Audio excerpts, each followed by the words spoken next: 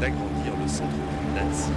La municipalité s'est engagée dans la réalisation d'une zone d'aménagement concertée, les ZAC Courrier. Courrier représente un vaste programme de logements, commerces et bureaux sur une superficie de 85 000 m² et dans le cadre d'un nouveau plan de circulation. La première action, ça a été donc d'établir une étude de faisabilité pour voir d'une part les enjeux de l'opération, la situation de l'opération avec ses contours, et puis les enjeux économiques que cette opération allait générer. Nous avons commencé les premières acquisitions dans les années 91-92, qui sont poursuivies jusqu'au démarrage de l'opération. Parallèlement, nous sommes attachés au montage juridique et financier de l'opération, tout le montage administratif, tout le processus d'étude qui aboutit à la phase donc, de zone d'aménagement concerté, donc un document d'urbanisme applicable à l'opération.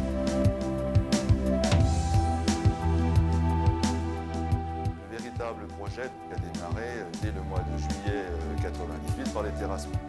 Et cette phase a été précédée de longues études techniques, puisque nous avons dû concevoir le parking souterrain à l'intérieur de cet îlot, en place, le concevoir et ensuite passer à toute la phase administrative de recherche d'entreprise.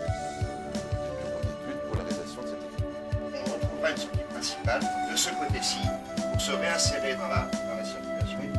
La ville d'Annecy et l'aménageur de la ZAC Courrier ont voulu un parking souterrain qui soit agréable et pratique d'utilisation, non stressant, bien éclairé et signalisé. Pour répondre à cette demande, l'architecte s'est inspiré des fonctions des écuries d'autrefois et des voûtes de la citerne de Constantinople. Cette citerne est tellement belle que quand les archéologues l'ont découvert, ils ont pensé que c'était une basilique. Et sur la citerne basilique. Donc, on s'est orienté vers une architecture de voûtes plates, de plafonds ondulés, pour exprimer la puissance des lieux, la puissance du plafond qui doit supporter un morceau de ville, avec de très grosses colonnes pour bien exprimer le poids de ce qui descend, mais pour bien rassurer. Et l'avantage de ce plafond ondulé, avec ses ondulations, qui est donné par les poutres et par des écailles de tôle, c'est que ça nous permet de dissimuler toute la tripaille qui descend des étages supérieurs, et ça va nous permettre aussi de faire respirer la lumière. Donc ça va être un lieu d'une grande propreté, d'une grande qualité, et donc je l'espère d'un grand plaisir. Les autres entrées sur la toiture se situent dans la partie nord, sur le boulevard de Pau, avec une entrée dans cette direction ici, qui permettra donc d'arriver à partir du moins 1 et de retrouver très rapidement une trémie qui permettra d'aller ensuite vers le niveau moins 2. Mais il y aura quand même un débouché majeur tout de suite au-dessus dans le centre commercial. Et ce débouché majeur, on l'a traité comme une nef, c'est-à-dire comme si un bateau était enfoncé, comme si les archéologues avaient découvert les ruines d'un vieux galère.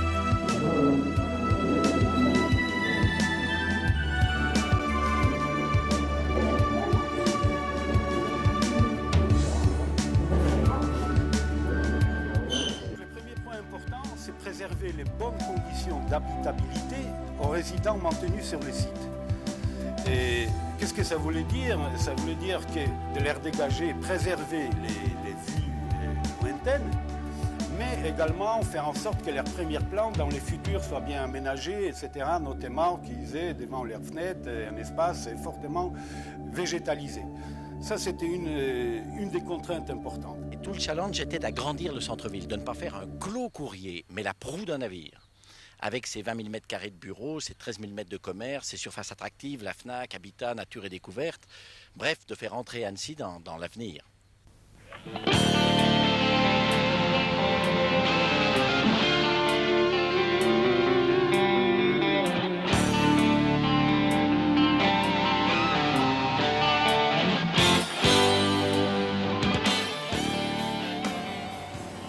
Les travaux de construction du parking de la ZAC Courrier à Annecy ont nécessité la mise en œuvre de travaux spéciaux entrant dans le cadre des ouvrages de soutènement utilisés soit à titre définitif, c'est le cas des parois roulées, soit à titre provisoire pour permettre la réalisation des ouvrages de génie civil du parking enterré de 2 niveaux.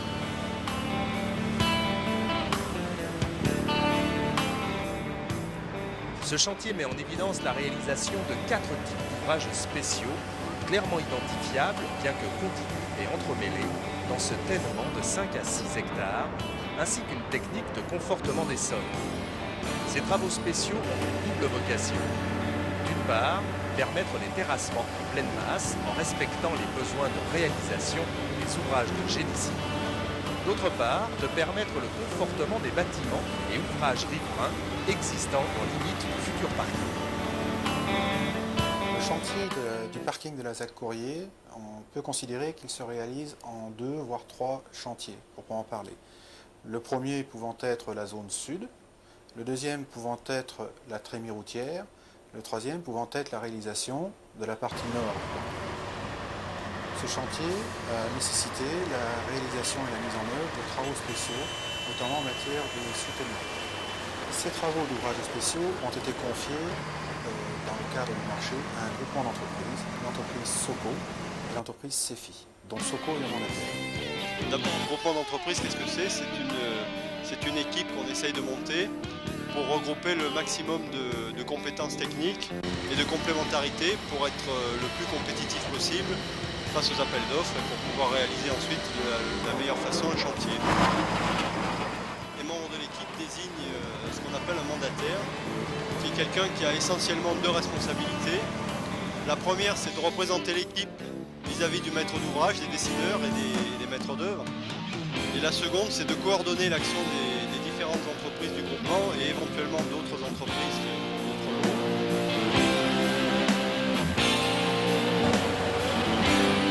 Ces travaux spéciaux de soutènement, pour ce qui est de la zone sud, ont nécessité la réalisation d'une paroi moulée.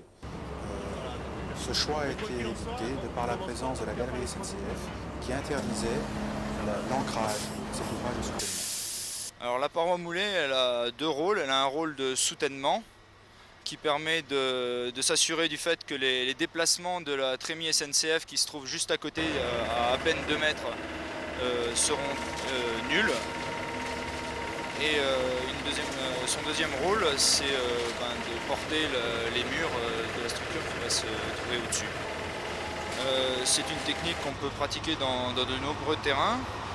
Ici, les terrains rencontrés ont beaucoup varié selon les endroits où on se trouve, puisque cette paroi fait 187 mètres de long. Une des spécificités de cette paroi, c'est qu'elle n'est pas fermée, c'est-à-dire qu'il s'agit d'un grand mur avec des parties qui forment des contreforts et qui ont donc nécessité la réalisation de parties en forme de T, qui sont des parties délicates à réaliser car mécaniquement très renforcées, donc avec des densités d'acier plus importantes et des assemblages de ces cages d'armature qui sont également beaucoup plus difficiles.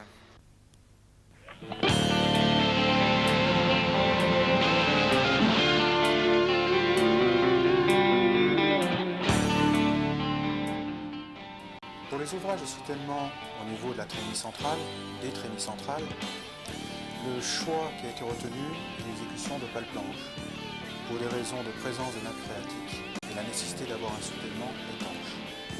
Alors les pales planches, ce sont des éléments métalliques rajoutés les uns aux autres qui permettent de réaliser le futur tunnel routier. Nous mettons en fiche des éléments métalliques. Ensuite, ces éléments métalliques sont vibrofoncés jusqu'à la côte voulue. Ensuite, l'entreprise de terrassement effectue le terrassement entre ces profilés métalliques jusqu'au fond d'une future tunnel routier.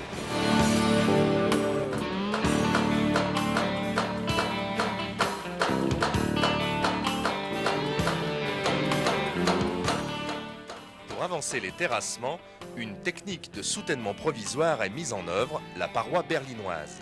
Il s'agit de panneaux bois ou béton fixés entre des ailes de profilés métalliques. Ces profilés, de 12 mètres de longueur, sont battus pour être enfoncés dans le sol. Ces ouvrages permettent de soutenir les rues au moment du terrassement jusqu'au fond de fouille du futur projet.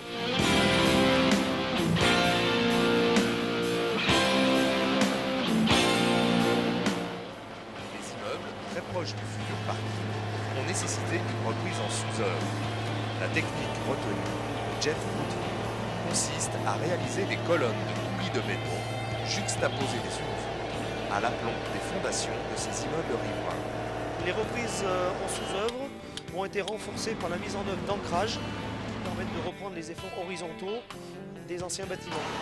Nous avons injecté sous les semelles des immeubles au total 225 tonnes de ciment.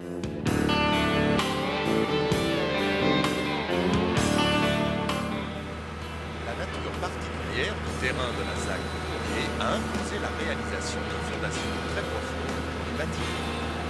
Ces fondations spéciales, de plus de 25 mètres, sont clouées sous forme de pieux en béton, à l'armature également très spéciale en raison de leur profondeur. On injecte dans le béton, avant de bétonner donc dans le pieu, des fibres. Alors on a une machine spray là, qui nous envoie du fluidifiant à raison de 2,5 litres par mètre cube de fluidifiant. Plus on injecte des fibres en acier, des petites fibres. Et tout ça, on le malaxe pendant un quart d'heure et après le béton est opérationnel à mettre dans la pompe pour mettre ensuite dans le pieu.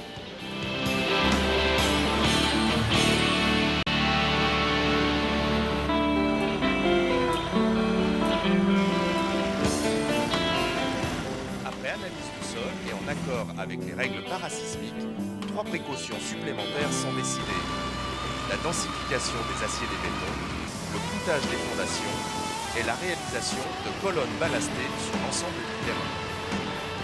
On enfonce sur une profondeur de 6 cm un vibreur qui laisse en remontant un granulat compacté. Le sol, ainsi densifié, est donc consolidé car non liquéfiable en cas de séisme.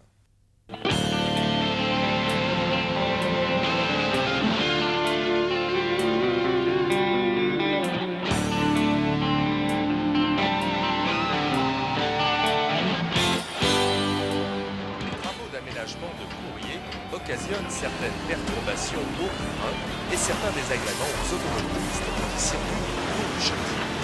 Ces nuisances, inévitables dans le contexte de nos projets de cette envergure, ont été réduites au minimum grâce à une gestion optimale des flux de circulation des camions et avec le souci constant de préserver de bonnes conditions de propreté des rues et des trottoirs.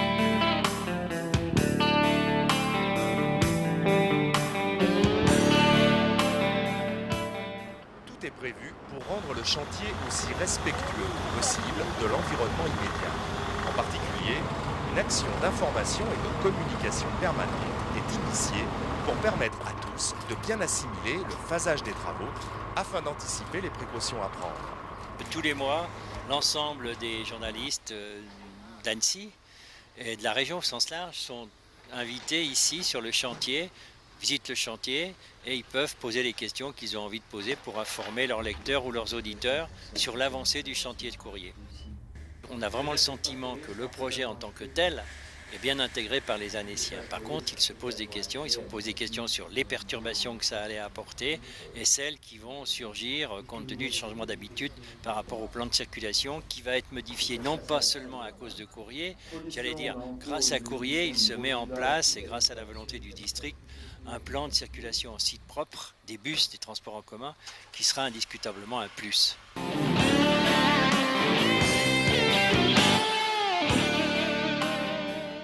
Le chantier n'est pas perçu uniquement comme une source de nuisance. Il représente même un réel pôle d'animation. Il ne se passe pas un jour sans qu'un nombre important de personnes ne se déplacent, comme pour assister à un spectacle.